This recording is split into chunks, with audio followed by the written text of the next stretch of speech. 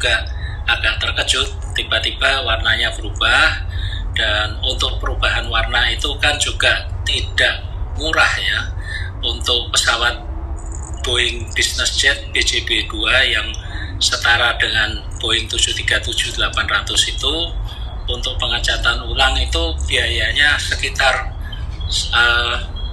100.000 sampai 150.000 dolar, yaitu sekitar 1,4 miliar sampai 2,1 miliar lah, itu lazimnya pada kisaran itu. Nah, pada kondisi pandemi seperti ini, kita ini kan juga bukan hanya pandemi, ekonomi kita kan juga sedang prihatin. APBN juga banyak refocusing, anggaran dari berbagai kementerian dan lembaga dipangkas untuk mengatasi pandemi.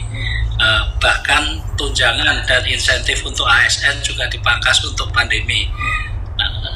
Saya juga menyayangkan anggaran yang mungkin antara 1,5-2 miliar ini yang sebetulnya tidak mendesak untuk dibelanjakan untuk mencat ulang dan mengubah warna pesawat kepresidenan ini.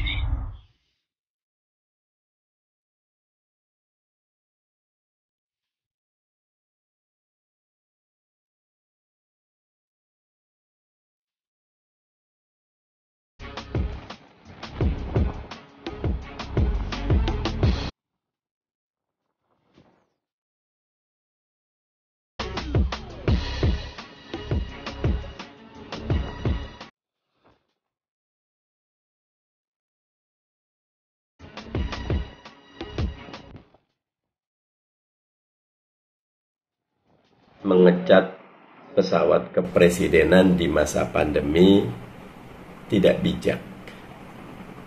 Pemimpin mesti punya standar moral dan etika yang betul-betul lembut dan mudah terenyuh. Mestinya bisa dibilang tunda atau alihkan bagi masyarakat yang lebih perlu. Banyak sekali PHK, banyak sekali masyarakat yang tidak bisa jualan, banyak sekali masyarakat yang tidak bisa bekerja.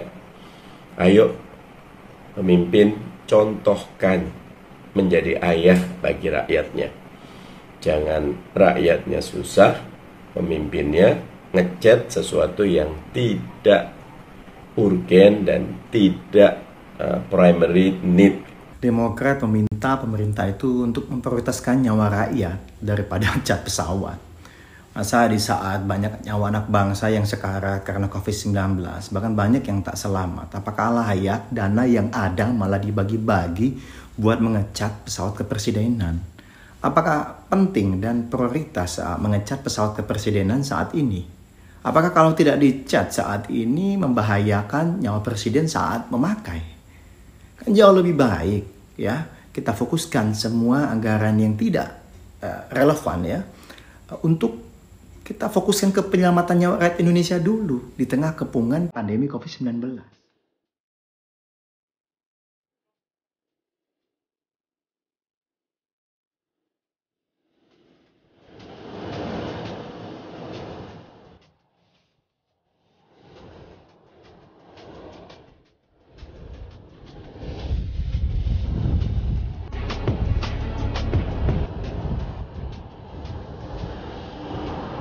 Ya, menurut kami janganlah ya urusan ini dipolitisir ya, karena kita kan masih fokus urus pandemi.